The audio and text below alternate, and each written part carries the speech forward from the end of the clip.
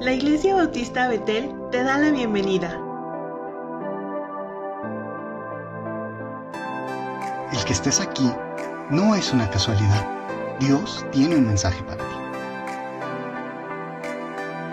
A pesar de la distancia, Cristo nos une. Cristo nos une. Cristo nos une. Cristo nos une. Cristo nos une. Cristo nos une. Cristo nos une. Cristo nos une. Cristo nos une. Cristo nos une. Cristo nos une. Cristo nos une.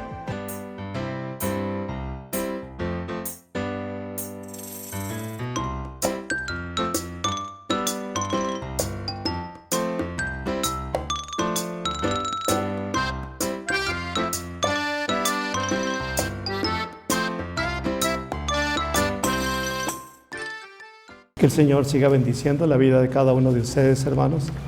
Y voy a leer nuevamente la Biblia, la palabra de Dios, en el libro del profeta Daniel. Ahora voy a leer en el capítulo número 10 y leeré los versículos del 10 al 12. Libro del profeta Daniel, capítulo número 10, del 10 al 12, que dice de la siguiente manera: He aquí una mano me tocó e hizo que me pusiese sobre mis rodillas y sobre las palmas de mis manos, y me dijo: Daniel, varón muy amado, está atento a las palabras que te hablaré y ponte en pie, porque a ti he sido enviado ahora. Mientras hablaba conmigo, me puse en pie temblando. Entonces me dijo: Daniel, no temas, porque desde el primer día en que dispusiste tu corazón a entender y a humillarte en la presencia de tu Dios, fueron oídas tus palabras, y a causa de tus palabras yo he venido. Oremos, hermanos. Padre, alabamos y glorificamos tu nombre por tu palabra. Gracias, Señor, y te rogamos que tu palabra nos dé la enseñanza que tú quieres a la vida de cada uno de nosotros. Que tu palabra no vuelva a ti vacía, Señor, que se diga solamente lo que tú quieres. Te ruego tu bendición para cada uno de mis hermanos. Bendice sus vidas y sus familias grandemente. Te lo rogamos en el nombre de nuestro Señor Jesucristo. Amén. Hermanos, durante este mes hemos estado hablando acerca de la santidad en la vida de cada uno de nosotros como cristianos, y hemos tomado como ejemplo la vida del profeta Daniel. Y el profeta Daniel, hermanos, inicia su ministerio, inicia su acción, sus actividades desde muy joven, siendo él un jovencito, tal vez entre 17 y 19 años. Inicia cuando es deportado, es llevado a Babilonia, preso con todos los judíos, con todos los hebreos que vivían en Jerusalén, para servir en Babilonia. Ahí muchos de los jóvenes que son llevados sirven como esclavos, pero algunos grupos pequeños de personas escogidas sirven o son llamados o son escogidos para servir en el palacio real, el palacio del rey Nabucodonosor, y allí es donde desarrolla su ministerio el profeta Daniel. Y hermanos, Daniel toma una gran decisión en su vida. Veíamos el domingo pasado, desde no contaminarse con lo que había en el palacio. Él tiene la posibilidad de estar en el palacio real y de contaminarse con todo lo que hay ahí. Pero él, siendo un jovencito, decide no contaminarse con lo que hay allí. En cambio, seguir a Dios en un país pagano, en un país perverso. Y a manera de introducción, hermanos, Daniel ahí sirve al rey. Pero no es al rey Nabucodonosor, no es al rey de Babilonia, sino a Dios, a nuestro Señor. Y ahí, en medio de la esclavitud, o en medio del dominio, o viviendo en un pueblo, en un país completamente pagano y perverso, Daniel sirve al rey. Pero sirve al rey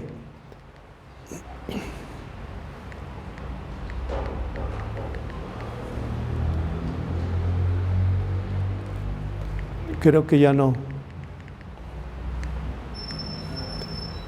funcionó. ¿Me pueden pasar a la siguiente, por favor? Sirve al rey a través de las personas. Sirve al rey utilizando lo que Dios le ha dicho, que es su palabra. y a través de la palabra del Señor, él sirve a Dios y es amado por el Señor, amado por el rey. No por el rey Nabucodonosor o los reyes que vinieron después, que fueron, parece que 4 reyes durante el ministerio de Daniel en Babilonia, pero es amado por Dios, el Señor, Dios Todopoderoso. Y voy a comentar, trataré de ser lo más breve posible, 3 pensamientos acerca de este ministerio de Daniel. Y vamos a pasar al primer punto, hermanos, que es sirviendo al rey. Y ahí podemos ver, Cristo es la roca. El rey Nabucodonosor, hermanos, apunta la palabra de Dios con toda claridad, que tenía a Daniel y a sus 3 compañeros como gobernantes en diferentes regiones, en diferentes áreas, y que cada uno tenía una responsabilidad. Y el rey Nabucodonosor en una ocasión tiene un sueño que le preocupa, que le hace sentir mal y que le hace sentir desesperado o intranquilo. Y ese sueño que tiene el rey Nabucodonosor, cuando despierta, no recuerda qué es lo que soñó. Gracias. No recuerda qué es lo que soñó. Tiene un sueño en la noche y no recuerda qué fue lo que soñó. ¿Sí? Ok, gracias. No recuerda qué fue lo que soñó. Entonces esto le inquieta mucho y manda a traer a los magos, a los astrólogos, a los adivinos de Babilonia, a los hombres que se encargaban de interpretar sueños y de conocer cosas del futuro y todo ello, y los reúne y les dice: díganme qué es lo que soñé y qué es lo que interprétenmelo. Pues, ¿qué es lo que soñaste, rey? Pues no me acuerdo. No sé si a ustedes les ha pasado, en algunas ocasiones soñamos algo y en la mañana se nos olvida que soñamos. Algo así sucedió con el rey. Y entonces le preguntan los astrólogos: bueno, pues no sabemos qué soñaste, ¿cómo quieres que te interpretemos? Y dice: pues si no me interpreten, los voy a mandar matar a todos ustedes, incluyendo a Daniel y a sus compañeros. Creo yo que era muy justa la petición del rey al decirles que interpretaran y que supieran lo que él había soñado. Bueno, pues si eran astrólogos, si eran adivinos, si conocían el futuro, si sabían todo, pues claro que también tenían que saber lo que había soñado, si no, ¿para qué eran adivinos? Hoy en día hay muchas personas que se dicen ser adivinas, que le dicen a las personas lo que va a pasar o que lo que viene en el futuro o las situaciones que están viviendo, y son puras mentiras. Porque le preguntan a la gente que va a entrevistarlas: platícame qué es lo que te pasa. Y la gente, de lo que les dice, manipulan y le empiezan a decir lo que quiere oír la persona, y ya dicen que adivinaron, puras mentiras. Así estos sabios, se supone que si eran sabios, pues tenían que saber también el sueño, si no, ¿para qué eran sabios? Entonces la condena es que se mueran, pero entre ellos Daniel y sus compañeros. Entonces Daniel interviene y dice: bueno, pues yo voy a interpretar el sueño. Y va con Nabucodonosor y le dice: pues yo te voy a interpretar lo que soñaste y voy a saber lo que has soñado. Pero está en oración Daniel. Pide al Señor en oración que le revele qué es lo que Nabucodonosor soñó y que le dé la interpretación. Y entonces el Señor habla a Daniel, y el sueño que tuvo aquel rey fue que vio un ídolo grande, un ídolo muy grande, muy alto, que la cabeza era de oro, los brazos y el tórax eran de plata, las piernas de bronce y los pies eran de hierro mezclado con barro. Así estaba el ídolo grande, y era un ídolo muy terrible. Se veía su aspecto terrible, su aspecto era como de agresión. Y en esas circunstancias que ve el sueño, de repente ve en una montaña que se desprende una gran roca y viene rodando y golpea al ídolo y lo tumba y lo desquebraja y se rompe todo el ídolo. Y le dice Daniel: eso fue lo que soñaste, ¿verdad? Sí, eso fue lo que soñé. ¿Y qué es la interpretación?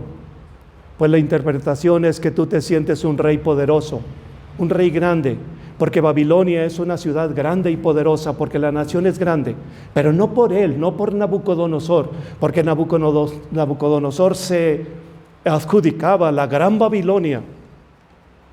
Cuando los que estuvieron allí fueron Daniel, y fueron los judíos, y los que construyeron, y los que edificaron, y que los que hablaron, y los que tuvieron sabiduría para guiar al pueblo, fue Daniel, fue la mano de Dios.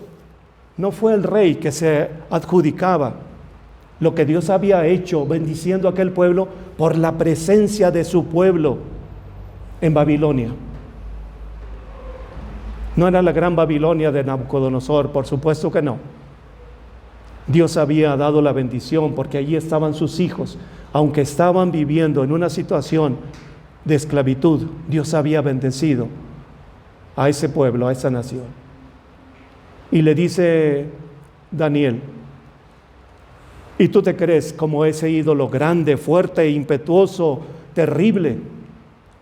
Pero recuerda que la parte de abajo es de plata, un metal un poco menos valioso, y luego de bronce, menos valioso, y luego los pies son de barro frágil, que aunque esté mezclado con hierro, no tiene la suficiente fuerza que si fuera hierro sólido. Dice: tu reino se va a desmoronar, tu reino se va a acabar. Tienes que confiar en Dios, tienes que volver a Dios, tienes que pedirle a Dios la ayuda.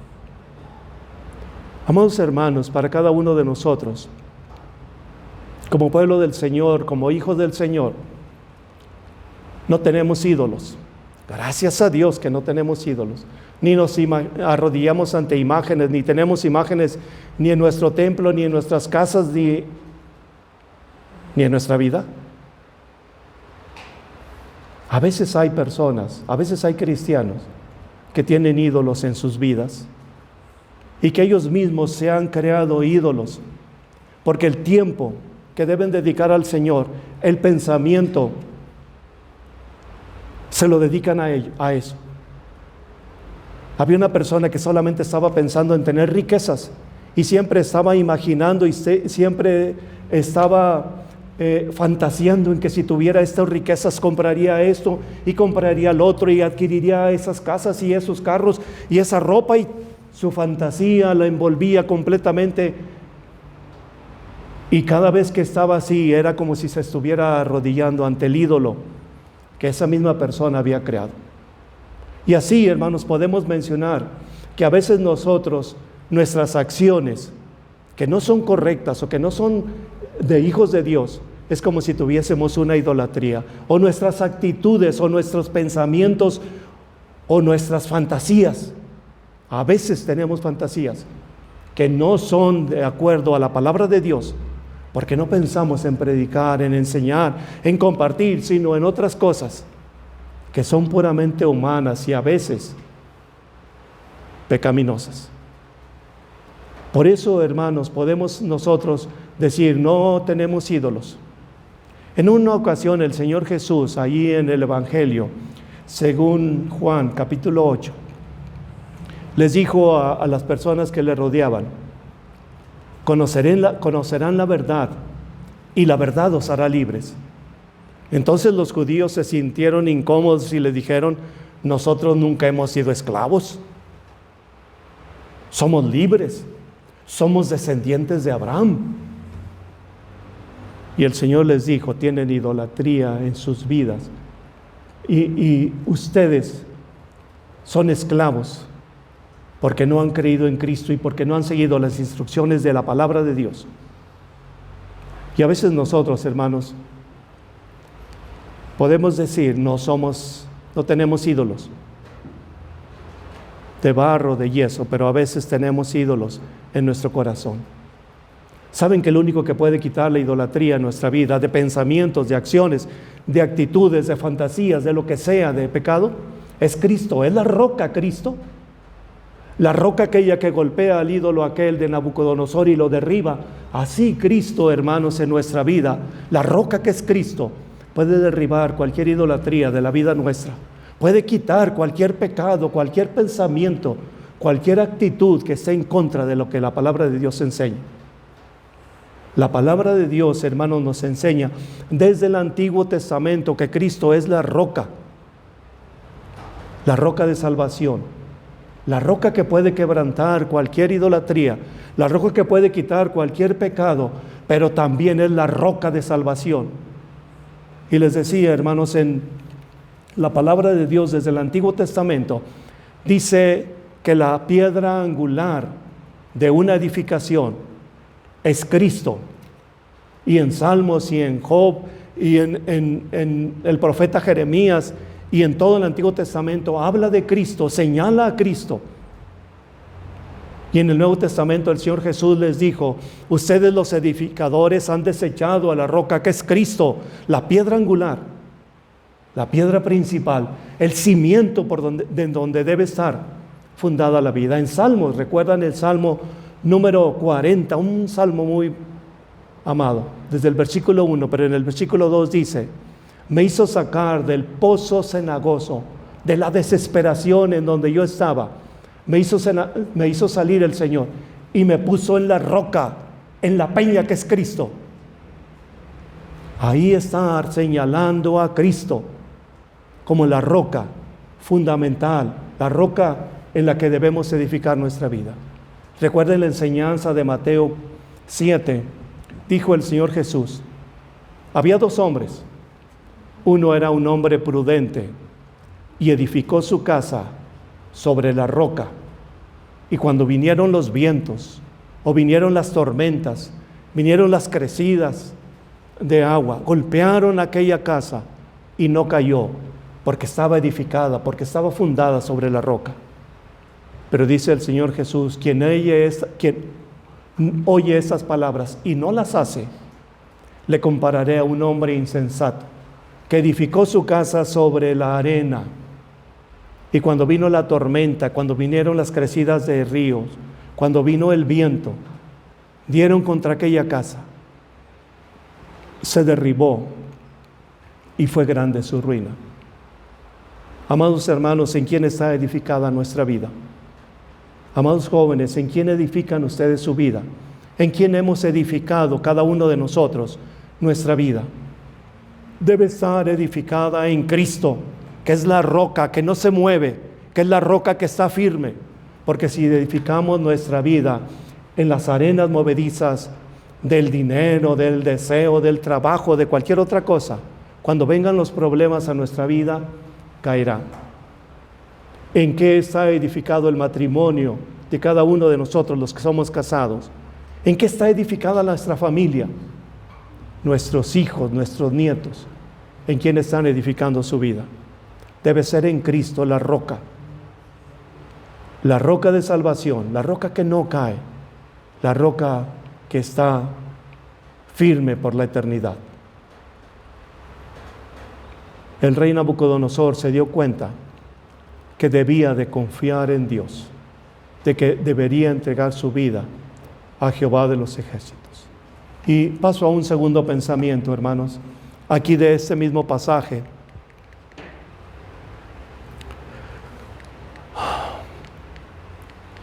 Bueno, ¿me pueden pasar a la siguiente, por favor? Siguiente diapositiva.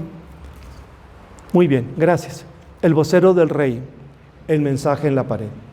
Y el domingo pasado les comentaba, hermanos, que leyeran el capítulo 2 y el capítulo 5 del profeta Daniel. Espero que lo hayan leído, porque la primera parte es del capítulo 2 y esto que vamos a comentar ahorita es del capítulo número 5. El rey Nabucodonosor llegó a su fin y luego lo suplantó o tomó el lugar su hijo y luego su nieto. Su nieto se llamó Belsasar, parecido el nombre al que le pusieron a Daniel. Daniel se llamaba Belsasar con T y el rey se llamaba Belsasar solamente.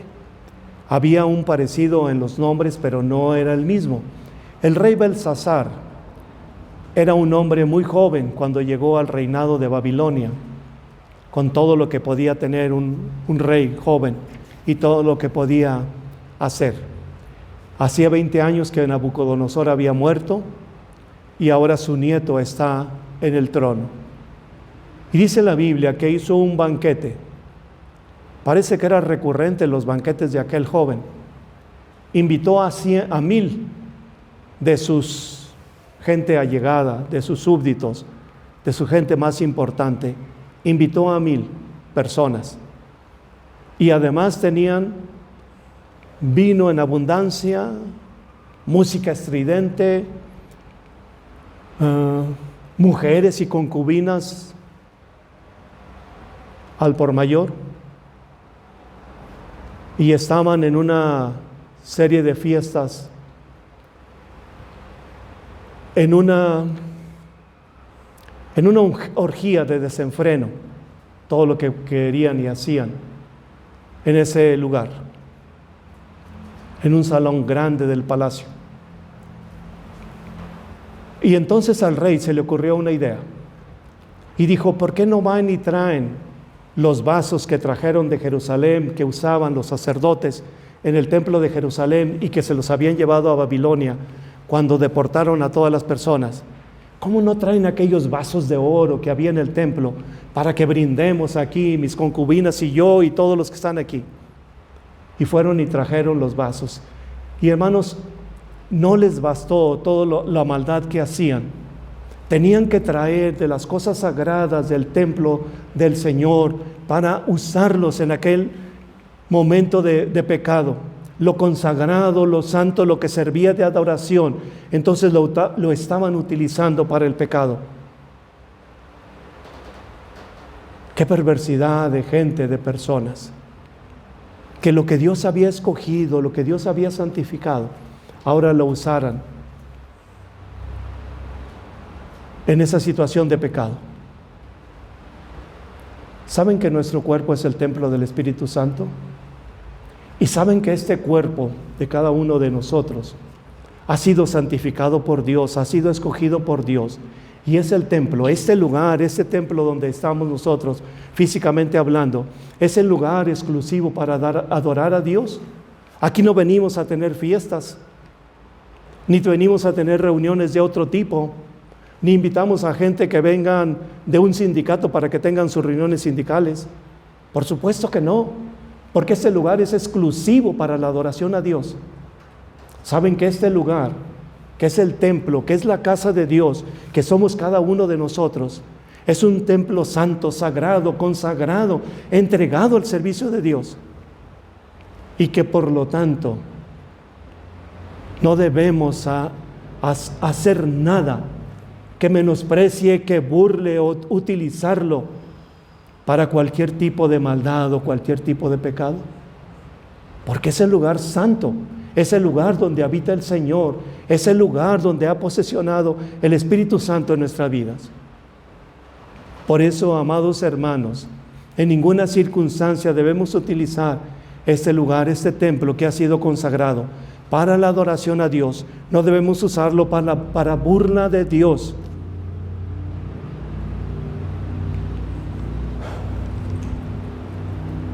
En aquel momento, hermanos, de aquella orgía que tenía aquel hombre con todos sus invitados, en un momento, ahí en el gran palacio, en el gran salón, de repente apareció una mano en lo alto y empezó una mano a escribir unas palabras. No eran frases completas, eran solamente palabras en el idioma de los judíos, que era el arameo. Entonces de repente el rey vio aparecer una mano grande y todas aquellas palabras. Se llenó de miedo, se turbó, no sabía qué estaba sucediendo. Pensó que había sido por el vino que había estado ingiriendo, pero todos veían aquello. Entonces nuevamente dijo: necesito que alguien interprete esas palabras. ¿Qué es lo que está escrito? No es un idioma que conocemos. Además no son frases completas, solamente son algunas palabras. Y otra vez mandó, como su abuelo, traer a los magos, a los adivinos y a todos los que tenían un conocimiento de esa naturaleza, y les dijo: interprétenme. ¿Qué quiere decir eso? Y por supuesto que nadie pudo saber lo que estaba escribiendo, lo que estaba escrito. Todos estaban desconcertados, estaban preguntándose, habían venido los adivinos, habían interrumpido la música, ya no estaban brindando, estaban todos azorados viendo aquello. Entonces vino la reina. No se sabe exactamente quién era, pero parece ser que era la abuela del rey Belsasar. Y vino ahí a donde estaba aquella fiesta y le dijo: ¿sabes que tu padre Nabucodonosor, así le decía a su abuelo, en los tiempos que él era rey, había un hombre de los judíos llamado Daniel? Fíjense, les dijo Daniel, ni siquiera le dijo por el nombre que le habían puesto. Bueno, le dijo los dos nombres, pero le especificó que era Daniel. Él ayudó a tu abuelo y él interpretaba lo que tu abuelo no sabía. Y él te puede ayudar ahora. No estés temblando de miedo. Háblale y dile que venga. Entonces vinieron y trajeron a Daniel.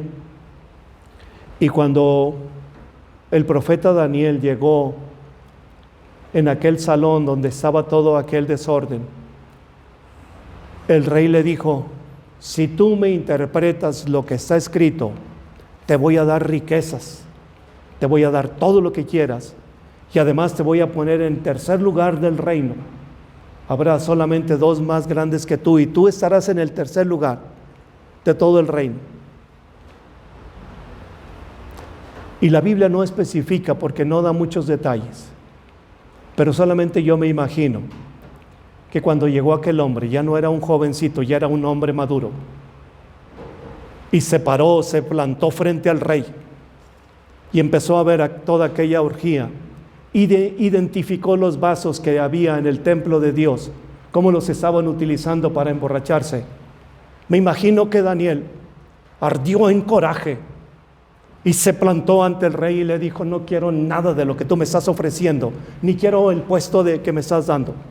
Tú deberías aprender a tu padre Nabucodonosor, que cuando Dios habló con él, aquel hombre se humilló y aquel hombre creyó en Dios. Y las veces que no confió en Dios, así le fue. Tú deberías humillarte. Tú estás ahora aquí como rey, pero no has reconocido que Dios es el Señor Todopoderoso. No has humillado tu corazón. Te has ensoberbecido. Eres sacrílego. Estás utilizando los vasos de Dios, adorando ídolos. Y el Dios en cuyas manos está tu vida, nunca has honrado. Un esclavo, un hebreo, plantándose ante el rey y señalándole el índice de fuego y diciéndole todo lo que el rey había hecho cuando era un rey malvado, poderoso. Amados hermanos, la última frase que le dijo: el Dios en cuyas manos está tu vida, nunca honraste. ¿En manos de quién está nuestra vida? ¿En manos de quién está la vida de cada uno de nosotros? Sino en las manos de Dios. ¿No es Dios el dador de la vida? ¿No es el Dios el que nos ha dado este cuerpo? ¿No es el Dios el que nos ha dado esta vida? Algunos son muy jóvenes y han vivido pocos años, otros hemos vivido muchos años ya.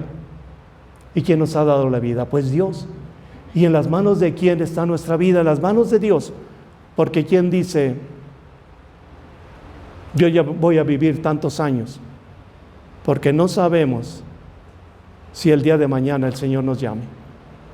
No sabemos ni siquiera el siguiente minuto o el siguiente segundo qué va a pasar. Por eso, amados hermanos, no seamos como este rey, sino al contrario, que reconociendo que nuestra vida está en las manos de Dios, debemos honrarle, debemos adorarle, debemos reconocerle como nuestro Señor, porque Él entonces nos da la vida, porque la promesa del Señor es que estará con nosotros todos los días, en todo momento, en todas las circunstancias, no solamente cuando las cosas están bien o cuando las cosas están mal, siempre estará con nosotros. Es el Dios en el que está nuestra vida en sus manos. Confiemos en Él, entreguemos nuestra vida a Él, adoremos a Él solamente como nuestro Señor. Aquel joven rey, después de que escuchó lo que Daniel le dijo, Daniel interpretó aquellas palabras que estaban escritas ahí y dijo: contó Dios tu reino y le ha puesto fin. Pasado ha sido en balanza y fuiste hallado falto. Tu reino ha sido roto y dado a los medos y a los persas. Fíjense, hermanos, lo que la palabra de Dios dice ahí. Dios vino a hacer una evaluación de tu vida y te encontraste falto de peso. No tienes el suficiente peso. Estás reprobado. No tienes el suficiente conocimiento de Dios para seguir adelante. Y tu reino ha sido entregado a los medos y a los persas. Esa misma noche, Darío, un rey de los medas, vino y atacó a Babilonia. Esa misma noche, la historia menciona que Darío había alrededor de la ciudad de Babilonia una muralla tan alta, tan grande, que era muy difícil poder llegar a la cima si alguien venía de afuera. Y era tan ancha que podían hacerse carreras de carretas dentro de la muralla, que era tan ancha, imposible franquearla, imposible derribarla. ¿Cómo entraría el ejército ahí? Había el río, me parece que era el Tigris, que atravesaba la ciudad y que alimentaba de agua la ciudad y salía al otro extremo.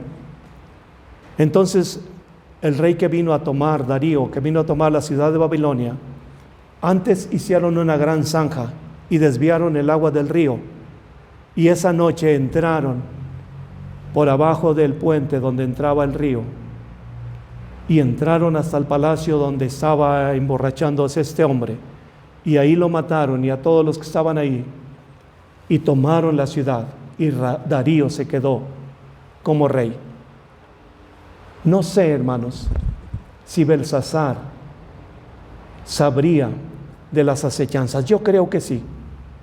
Yo creo que no es algo que pasó desapercibido a él, porque era un ejército el que llegaba, el que estaba llegando, y no creo que ningún guardia haya venido corriendo a decirle al rey: están los ejércitos ahí, vienen a invadirnos.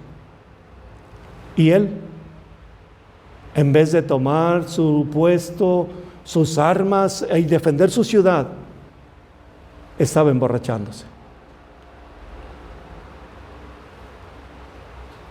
ignorando el peligro y el juicio que venía a sus vidas. Hoy el Señor está evaluando nuestra propia vida, hermanos.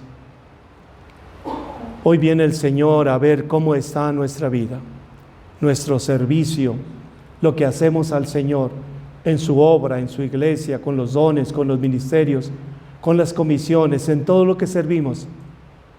Nuestra vida moral y nuestra vida espiritual, el Señor está evaluando. ¿Cuál será el resultado, lo que Dios diga? Ojalá que en ningún momento el Señor diga de nosotros: estás reprobado, vine a ti y estás falto de peso. No tienes el peso suficiente. Saben que los metales se miden precisamente por el peso. Y puede decirnos: no eres del metal que yo quiero. Hermanos, la escritura que encontró el rey Belsasar en la pared y lo que interpretó Daniel es la palabra de Dios, es lo que Dios le estaba diciendo.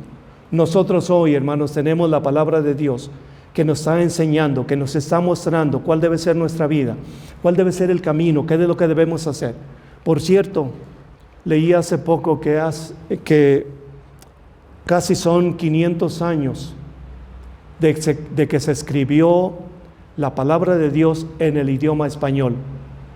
Casi son 500 años de que se escribió por primera vez la Biblia en nuestro idioma, en el idioma español. ¿Recuerdan alguien haber oído hablar de la Biblia del oso? Esa fue la primera Biblia en español.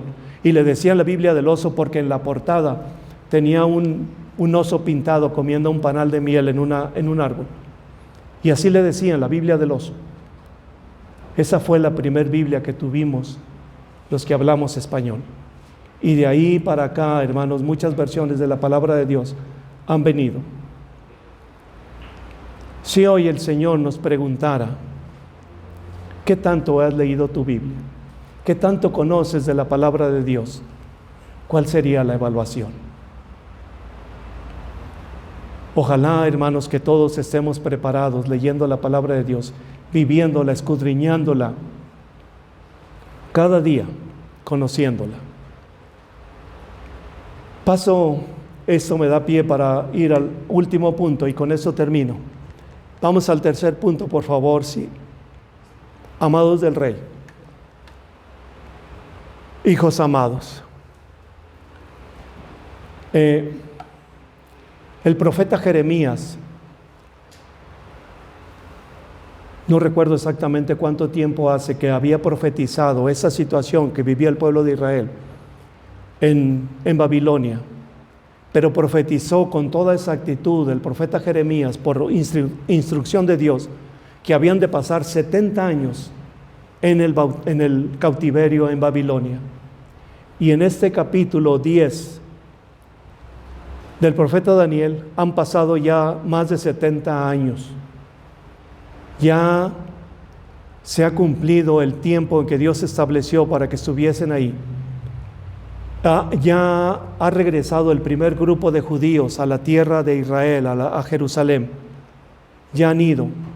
70 años han pasado desde que Daniel llegó y sus compañeros a Babilonia. Entre 17 y 19 años tenían. 70 años. Caray, qué rápido pasa el tiempo, ¿verdad? Han pasado 70 años y Daniel ahora es un anciano, casi de 90 años. Y el Señor viene a la vida de Daniel cuando ve que ha regresado el primer grupo de judíos a la tierra de Israel. Si ustedes recuerdan, estudiamos en Esdras y en Nehemías la situación que vivían los primeros que regresaron a Jerusalén. Estaba todo destruido, estaba todo quemado, no había casas, no había dónde vivir, dónde habitar, no había árboles de frutales, no había siembras, no había nada. Estaban regresando y empezando a reconstruir la ciudad prácticamente de cero. Y estaban en una situación muy difícil para poder reconstruir la ciudad, el templo, todo lo que estaba destruido. Y Daniel se da cuenta de aquella situación estando él en Babilonia. Entonces se siente muy preocupado, se siente muy dolido por los hermanos que han regresado a Jerusalén y que están viviendo en una situación muy difícil. Entonces él, dice la Biblia, que ora al Señor y está en oración por bastantes días con un ayuno parcial y en oración completa durante 3 semanas. Está orando Daniel, pidiendo al Señor la ayuda para los hermanos que están allá, nuevamente en Jerusalén. Y es entonces cuando Dios le permite ver una visión. Y dice la Biblia que veo a un hombre, a una persona como un hombre, vestido de lino fino, con un cinto de oro. Su cuerpo es refulgente, su voz es con autoridad. Y a quien está viendo es a Cristo Jesús que viene ante él. Lo mismo, o en una forma muy similar, lo hace Juan en Apocalipsis, y también hay otra narración en el profeta Ezequiel. Y cuando Daniel ve al Hijo del Hombre, a Cristo, se cae y se pone sobre el polvo de la tierra. Cuando escucha la voz de Dios, está tirado, está en el suelo. El Señor se acerca Y entonces lo toma del hombro y lo levanta y lo pone de pie. Y en ese momento expresa estas palabras el Señor Jesús y le dice: varón muy amado, eres alguien muy amado. Hermanos, hablando entre nosotros como padres, como personas, ¿cuáles son las personas muy amadas de nuestra vida, de nuestro corazón? ¿Quiénes son? Los hijos. Los hijos son las personas muy amadas. No estoy diciendo que no amemos a nuestra esposa, a nuestro esposo, las mujeres, o a nuestros padres, o a nuestros hermanos. Debemos hacerlo y la palabra de Dios nos instruye que debemos amarlos. Pero las personas muy amadas son los hijos. Por eso el Señor se refiere a Daniel así, como muy amado, porque está reconociendo el Señor que Daniel ha sido un hombre consagrado, ha sido un hombre entregado, y que a lo largo de 70 años de su vida y de su ministerio ha sido fiel a la palabra de Dios y ha escuchado la voz de Dios y ha cumplido lo que Dios le ha dado. Y hermanos, esa es la figura de Dios en la vida nuestra que nosotros debemos dar a conocer, que debemos interpretar a nuestros hijos, de tal manera que cuando nuestros hijos vean en nosotros, vean un reflejo del amor de Dios. Dice en la palabra de Dios en Tito 2:4, refiriéndose a las mujeres, que aprendan a amar a sus hijos y a sus esposos, a su esposo. Que aprendan a amar. Esto quiere decir que es un aprendizaje el amar, que no nacemos ya amando, sino que nacemos con la capacidad de amar, pero que necesitamos desarrollar esa capacidad amando a nuestros hijos. Y el amor a los hijos, hermanos, es algo muy grande que el Señor pedirá cuenta de nosotros. Y a veces, como lo veíamos en la clase de la escuela dominical, a veces hay hijos preferidos en la familia y unos se quieren, se aman y se prefieren y se les da todo, pero al otro se le menosprecia o no se le aprecia tanto o no se expresa el amor tan grande. Y a veces, hermanos, estos son patrones que se repiten. Y a veces los padres repiten lo mismo que sus padres les hicieron, aunque les haya dolido, repiten lo mismo con sus hijos. Porque eso aprendieron, porque eso vieron. Los hijos deben ser muy amados todos. Y los hijos deben ser respetados y queridos todos. Y debe entregarse el amor, el corazón y todo lo que somos los padres por igual a los hijos. No estoy diciendo que habremos de tratar a nuestros hijos igual, porque cada uno es diferente y cada uno tiene su personalidad y cada uno tiene su vida especial. Pero debemos tratarlos con el mismo amor, con el mismo aprecio y no repitiendo patrones aprendidos en el pasado.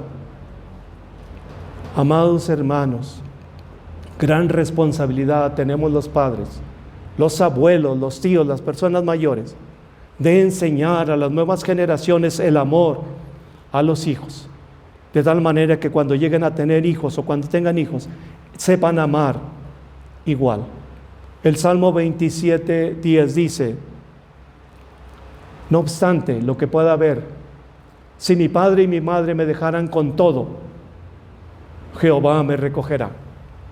Es decir, que habrá alguien que pueda decir: bueno, yo no fui un hijo amado, yo no fui ese hijo en el que mis padres derramaron todo mi amor. Y por cierto, debo decir que quien no arde en amor por sus hijos no es digno de ser llamado padre o madre. Debemos amar a nuestros hijos. Y si alguien se siente que no ha sido amado, tenemos al Padre Celestial que dice que Él nos recogerá. ¿Recuerdan la parábola del hijo pródigo? El hijo se fue perdido, pero el padre nunca dejó de amarlo. Y cuando el hijo regresó, el padre salió corriendo a recibirlo, a abrazarlo y a besarlo, y lo hizo entrar nuevamente a la casa. Esa es la misma acción de nuestro Padre Celestial. Como quiera que vengamos, derruidos, destruidos, menesterosos, agobiados, cansados, como sea, derrotados, El Padre Celestial siempre estará esperándonos y sus brazos siempre estarán preparados para recibirnos, para abrazarnos, para restituirnos, porque somos hijos amados, igual que Daniel. Recibamos cada uno de nosotros las mismas palabras del Señor.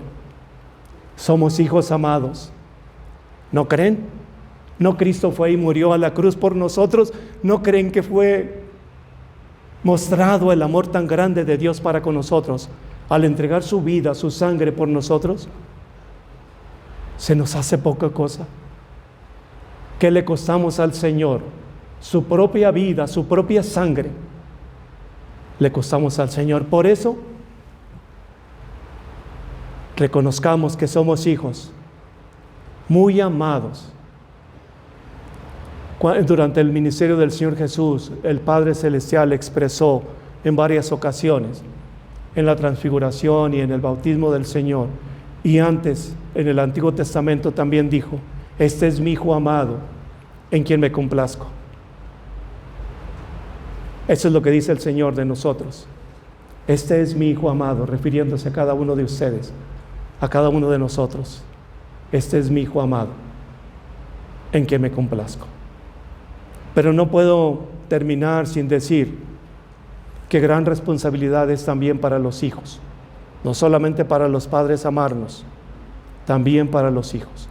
Y la palabra de Dios dice, desde el Antiguo Testamento, en el Decálogo, los primeros 4 mandamientos son en relación a nosotros con Dios, pero el 5.º mandamiento es en relación a las personas. Y el 5.º mandamiento dice: honrarás a tu padre y a tu madre, que es el primer mandamiento con promesa. Y el Señor Jesús en el Nuevo Testamento lo reafirmó, lo predicó. Por eso, amados hermanos, quien tengan todavía sus padres, ámenlos, respétenlos, apóyenlos. Los padres, conforme va avanzando la edad, necesitan más la ayuda. Y yo le he dicho muchas veces: bienaventurado el hijo que se convierte en el padre de su padre o en la madre de su madre. Los que ya no tenemos nuestros padres,